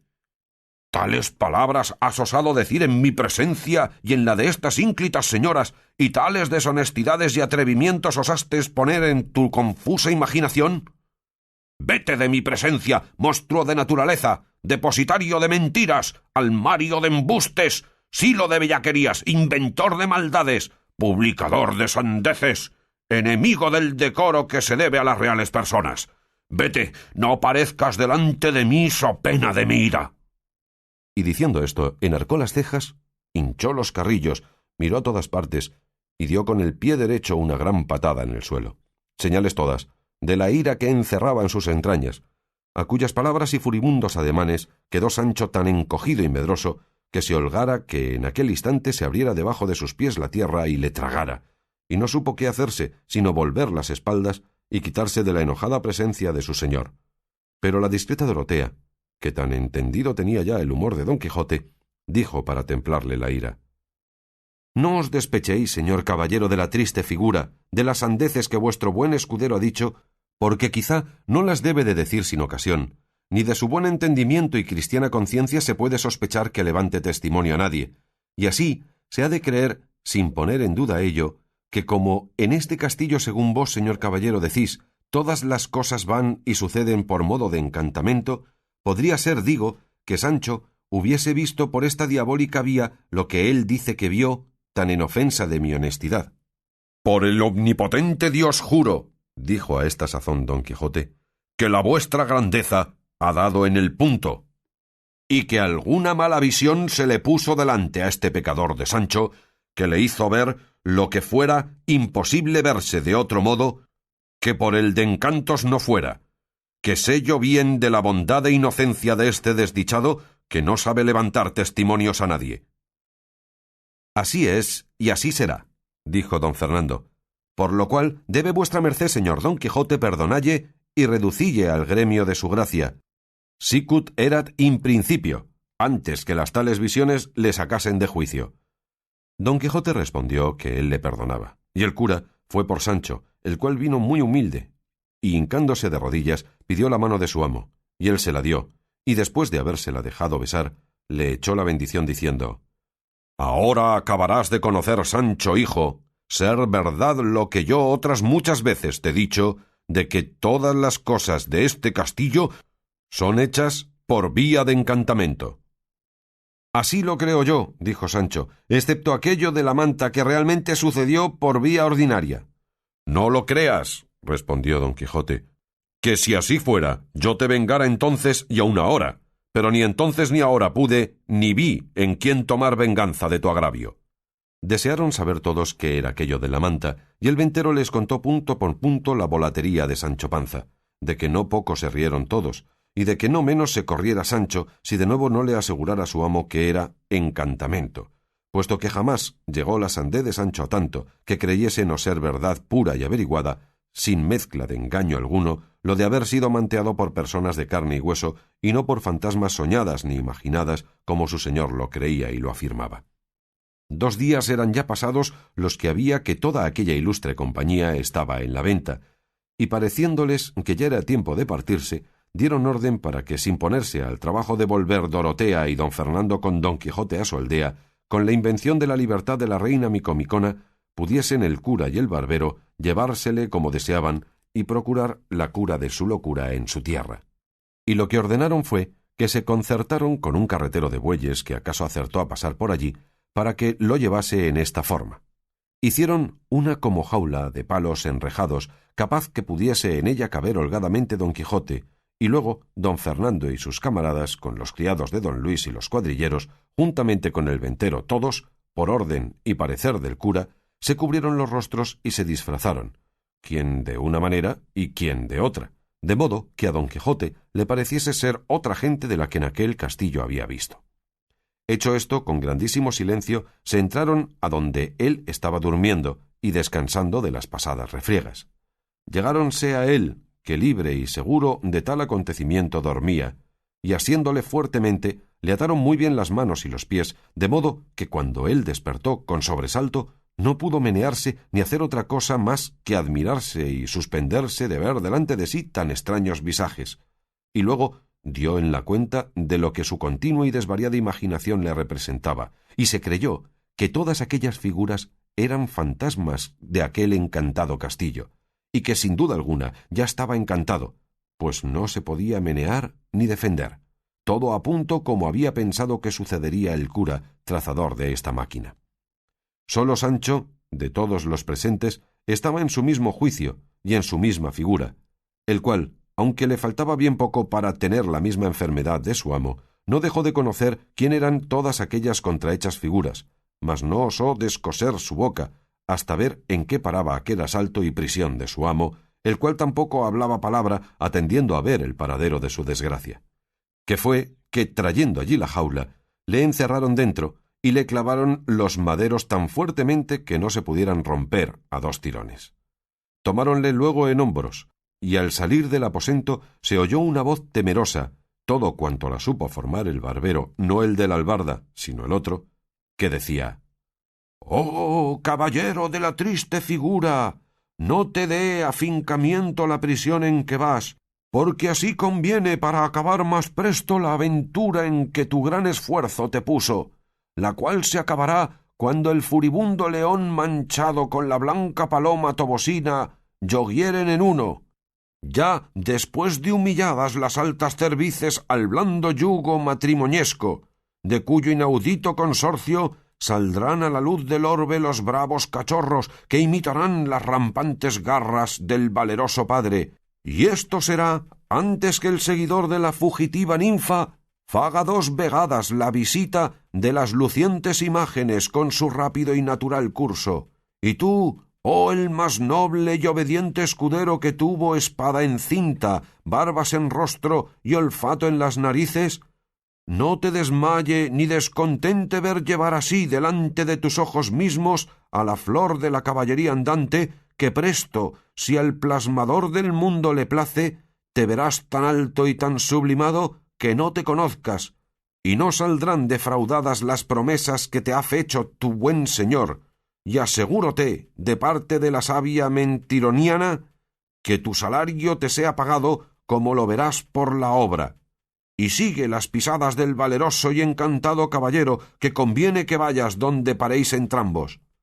Y porque no me es lícito decir otra cosa, adiós quedad, que yo me vuelvo a donde yo me sé».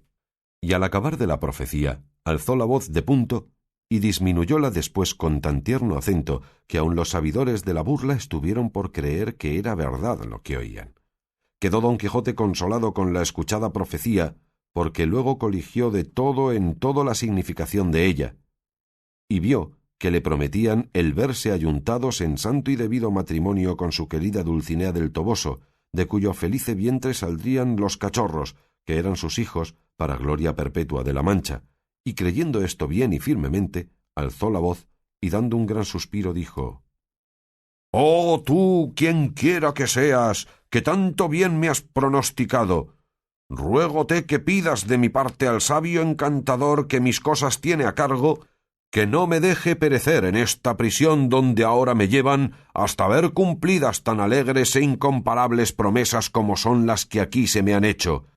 que como esto sea, tendré por gloria las penas de mi cárcel y por alivio estas cadenas que me ciñen, y no por duro campo de batalla este lecho en el que me acuestan, sino por cama blanda y tálamo dichoso. Y en lo que toca a la consolación de Sancho Panza mi escudero, yo confío de su bondad y buen proceder, que no me dejará en buena ni en mala suerte, porque cuando no suceda, por la suya o por mi corta ventura, el poderle yo dar la ínsula o otra cosa equivalente que le tengo prometida, por lo menos su salario no podrá perderse, que en mi testamento, que ya está hecho, dejo declarado lo que se le ha de dar, no conforme a sus muchos y buenos servicios, sino a la posibilidad mía. Sancho Panza se le inclinó con mucho comedimiento y le besó entrambas las manos, porque la una no pudiera, por estar atadas entrambas. Luego tomaron la jaula en hombros aquellas visiones y la acomodaron en el carro de los bueyes. Capítulo 47. Del extraño modo con que fue encantado Don Quijote de la Mancha con otros famosos sucesos. Cuando Don Quijote se vio de aquella manera enjaulado y encima del carro, dijo: «Muchas y muy graves historias he yo leído de caballeros andantes, pero jamás he leído ni visto ni oído que a los caballeros encantados los lleven de esta manera y con el espacio que prometen estos perezosos y tardíos animales, porque siempre los suelen llevar por los aires con extraña ligereza, encerrados en alguna parda y escura nube, o en algún carro de fuego, o ya sobre algún hipogrifo o otra bestia semejante. Pero que me lleven a mí ahora sobre un carro de bueyes, vive Dios que me pone en confusión. Pero quizá la caballería y los encantos de estos nuestros tiempos deben de seguir otro camino que siguieron los antiguos. Y también podría ser que como yo soy nuevo caballero en el mundo y el primero que ha resucitado el ya olvidado ejercicio de la caballería aventurera, también nuevamente se hayan inventado otros géneros de encantamentos y otros modos de llevar a los encantados. ¿Qué te parece de esto, Sancho, hijo?» «No sé yo lo que me parece», respondió Sancho, «por no ser tan leído como vuestra merced en las escrituras andantes, pero con todo eso osaría afirmar y jurar que estas visiones que por aquí andan, que no son del todo católicas». «¿Católicas? Mi padre», respondió Don Quijote. «¿Cómo han de ser católicas si son todos demonios que han tomado cuerpos fantásticos para venir a hacer esto y a ponerme en este estado? Y si quieres ver esta verdad, tócalos y pálpalos, y verás cómo no tienen cuerpo, sino de aire, y cómo no consiste más de en la apariencia». «Par Dios, señor», replicó Sancho, «ya yo los he tocado, y este diablo que aquí anda tan solícito es rollizo de carnes, y tiene otra propiedad muy diferente de la que yo he oído decir que tienen los demonios, porque según se dice, todos huelen a piedra azufre, y a otros malos olores, pero este huele a ámbar de media legua». Decía esto Sancho por don Fernando, que como tan señor debía de oler a lo que Sancho decía. «No te maravilles de eso, Sancho amigo», respondió don Quijote, «porque te hago saber que los diablos saben mucho, y puesto que traigan olores consigo, ellos no huelen nada, porque son espíritus, y si huelen no pueden oler cosas buenas, sino malas y hediondas. Y la razón es que como ellos donde quiera que están traen el infierno consigo, y no pueden recibir género de alivio alguno en sus tormentos, y el buen olor sea cosa que deleita y contenta, no es posible que ellos huelan cosa buena. Y si a ti te parece que este demonio que dices huele a ámbar, o tú te engañas, o él quiere engañarte con hacer que no le tengas por demonio». Todos estos coloquios pasaron entre amo y criado, y temiendo don Fernando y Cardenio que Sancho no viniese a caer del todo en la cuenta de su invención, a quien andaba ya muy en los alcances, determinaron de abreviar con la partida, y llamando aparte al ventero, le ordenaron que ensillase a Rocinante y enalbardase el jumento de Sancho, el cual lo hizo con mucha presteza. Ya en esto el cura se había concertado con los cuadrilleros que le acompañasen hasta su lugar, dándoles un tanto cada día. Colgó Cardenio del arzón de la silla de Rocinante del un cabo la adarga, y del otro la bacía, y por señas mandó a Sancho que subiese en su asno y tomase de las riendas a Rocinante, y puso a los 2 lados del carro a los 2 cuadrilleros con sus escopetas. Pero antes que se moviese el carro, salió la ventera, su hija y Maritornes a despedirse de Don Quijote, fingiendo que lloraban de dolor de su desgracia, a quien Don Quijote dijo: «No lloréis, mis buenas señoras, que todas estas desdichas son anexas a los que profesan lo que yo profeso, y si estas calamidades no me acontecieran, no me tuviera yo por famoso caballero andante, porque a los caballeros de poco nombre y fama nunca les suceden semejantes casos, porque no hay en el mundo quien se acuerde de ellos. A los valerosos sí, que tienen envidiosos de su virtud y valentía a muchos príncipes y a muchos otros caballeros que procuran por malas vías destruir a los buenos. Pero con todo eso, la virtud es tan poderosa que por sí sola, a pesar de toda la nigromancia que supo su primer inventor Zoroastres, saldrá vencedora de todo trance y dará de sí luz en el mundo, como la da el sol en el cielo. Perdonadme, fermosas damas, si algún desaguisado por descuido mío os he fecho, que de voluntad y a sabiendas jamás le di a nadie, y rogad a Dios me saque de estas prisiones donde algún malintencionado encantador me ha puesto, que si de ellas me veo libre, no se me caerá de la memoria las mercedes que en este castillo me habedes fecho para gratificallas, servillas y recompensallas como ellas merecen». En tanto que las damas del castillo esto pasaban con Don Quijote, el cura y el barbero se despidieron de don Fernando y sus camaradas, y del capitán, y de su hermano, y de todas aquellas contentas señoras, especialmente de Dorotea y Luscinda. Todos se abrazaron y quedaron de darse noticia de sus sucesos, diciendo don Fernando al cura dónde había de escribirle para avisarle en lo que paraba Don Quijote, asegurándole que no habría cosa que más gusto le diese que saberlo, y que él asimismo le avisaría de todo aquello que él viese que podría darle gusto, así de su casamiento como del bautismo de Zoraida y suceso de don Luis y vuelta de Luscinda a su casa. El cura ofreció de hacer cuanto se le mandaba, con toda puntualidad. Tornaron a abrazarse otra vez, y otra vez tornaron a nuevos ofrecimientos. El ventero se llegó al cura y le dio unos papeles, diciéndole que los había hallado en un aforro de la maleta donde halló la novela del curioso impertinente, y que pues su dueño no había vuelto más por allí, que se los llevase todos, que pues él no sabía leer, no los quería. El cura se lo agradeció, y abriéndolos luego, vio que al principio de lo escrito decía: «Novela de Rinconete y Cortadillo», por donde entendió ser alguna novela, y coligió que pues la del curioso impertinente había sido buena, que también lo sería aquella, pues podría ser fuesen todas de un mismo autor, y así la guardó, con prosupuesto de leerla cuando tuviese comodidad. Subió a caballo, y también su amigo el barbero con sus antifaces, porque no fuesen luego conocidos de Don Quijote, y pusiéronse a caminar tras el carro. Y la orden que llevaban era esta: iba primero el carro, guiándole su dueño. A los 2 lados iban los cuadrilleros, como se ha dicho, con sus escopetas. Seguía luego Sancho Panza sobre su asno, llevando de rienda a Rocinante. Detrás de todo esto iban el cura y el barbero sobre sus poderosas mulas, cubiertos los rostros, como se ha dicho, con grave y reposado continente, no caminando más de lo que permitía el paso tardo de los bueyes. Don Quijote iba sentado en la jaula, las manos atadas, tendidos los pies y arrimado a las verjas, con tanto silencio y tanta paciencia como si no fuera hombre de carne, sino estatua de piedra. Y así, con aquel espacio y silencio, caminaron hasta 2 leguas, que llegaron a un valle donde le pareció al boyero ser lugar acomodado para reposar y dar pasto a los bueyes, y comunicándolo con el cura, fue de parecer el barbero que caminasen un poco más, porque él sabía detrás de un recuesto que cerca de allí se mostraba, había un valle de más hierba y mucho mejor que aquel donde parar querían. Tomóse el parecer del barbero, y así tornaron a proseguir su camino. En esto volvió el cura el rostro, y vio que a sus espaldas venían hasta 6 o 7 hombres de a caballo, bien prestos y aderezados, de los cuales fueron presto alcanzados, porque caminaban no con la flema y reposo de los bueyes, sino como quien iba sobre mulas de canónigos, y con deseo de llegar presto a sestear a la venta que menos de 1 legua de allí se parecía.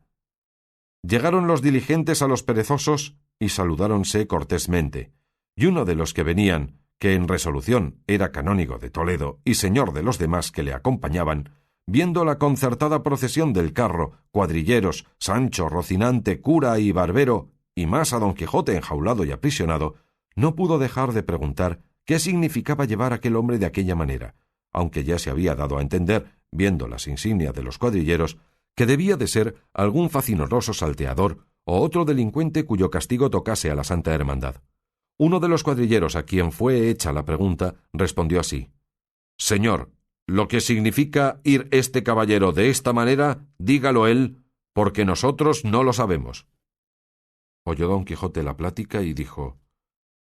«Por dicha vuestras mercedes, señores caballeros, ¿son versados y peritos en esto de la caballería andante? Porque si lo son, comunicaré con ellos mis desgracias, y si no, no hay para qué me cansen decillas». Ya a este tiempo habían llegado el cura y el barbero, viendo que los caminantes estaban en pláticas con don Quijote de la Mancha para responder de modo que no fuese descubierto su artificio. El canónigo, a lo que don Quijote dijo, respondió: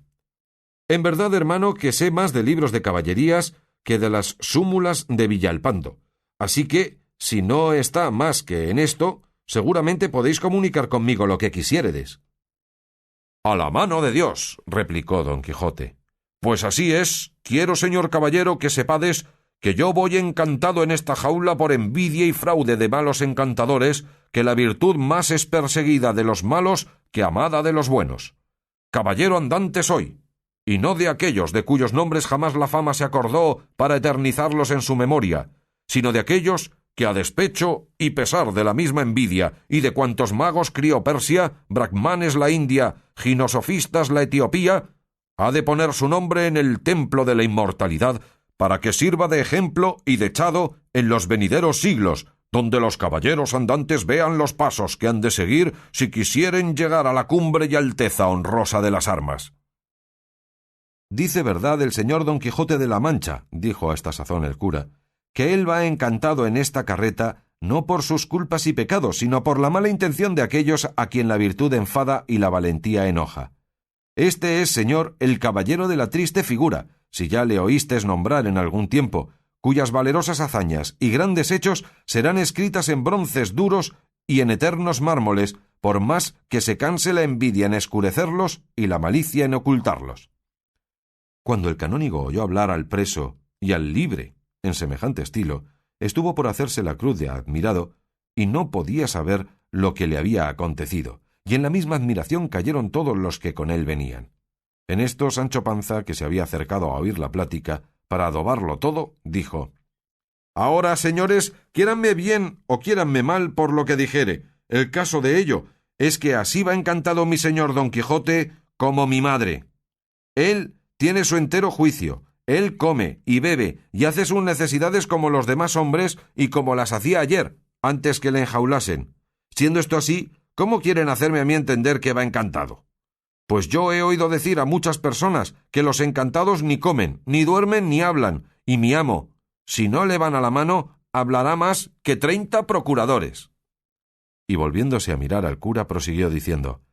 «Ah, señor cura, pensaba vuestra merced que no le conozco, y pensaba que yo no calo y adivino a dónde se encaminan estos nuevos encantamentos.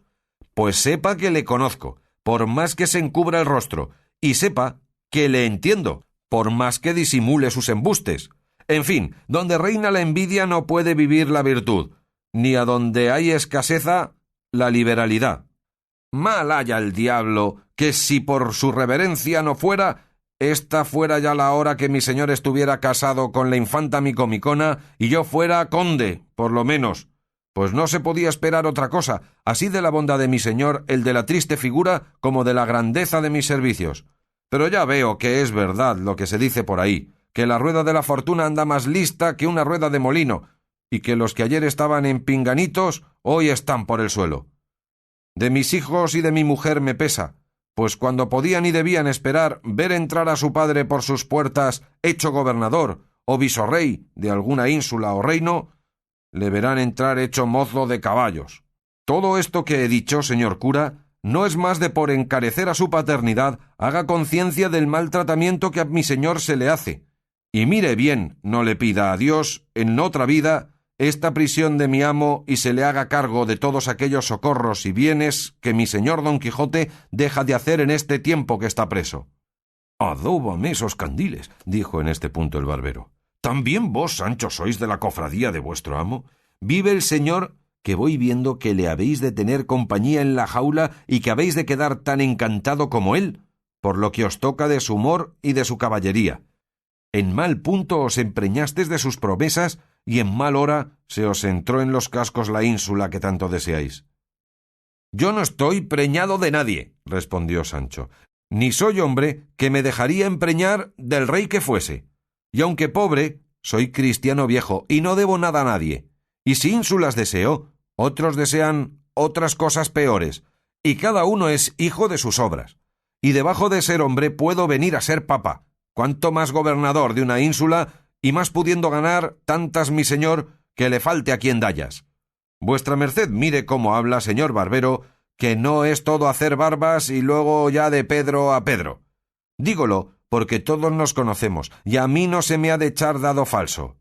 Y en esto del encanto de mi amo, Dios sabe la verdad, y quédese aquí, porque es peor meneallo.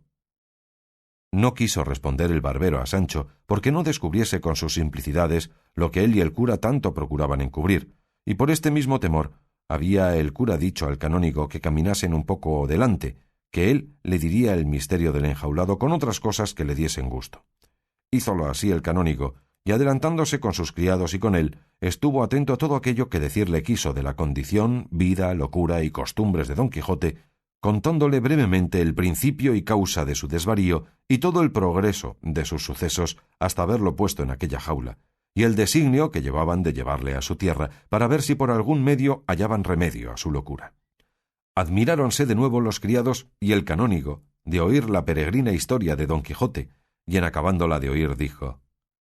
«Verdaderamente, señor cura, yo hallo por mi cuenta que son perjudiciales en la república estos que llaman libros de caballerías, y aunque he leído, llevado de un ocioso y falso gusto, casi el principio de todos los más que hay impresos, jamás me he podido acomodar a leer ninguno del principio al cabo, porque me parece que, cual más, cual menos, todos ellos son una misma cosa, y no tiene más este que aquel, ni es otro que el otro. Y según a mí me parece, este género de escritura y composición cae debajo de aquel de las fábulas que llaman milesias,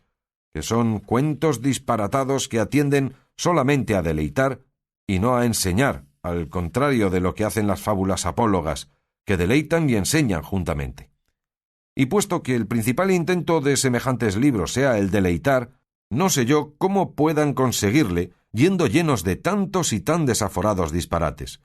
Que el deleite que en el alma se concibe ha de ser de la hermosura y concordancia que ve o contempla en las cosas que la vista o la imaginación le ponen delante, y toda cosa que tiene en sí fealdad y descompostura no nos puede causar contento alguno.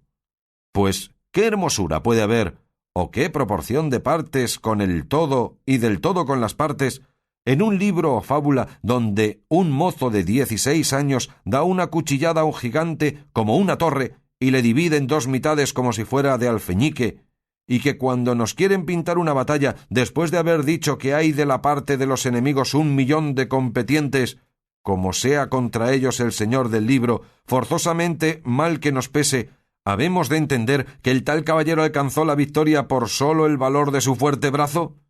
Pues, ¿qué diremos de la facilidad con que una reina o emperatriz heredera se conduce en los brazos de un andante y no conocido caballero?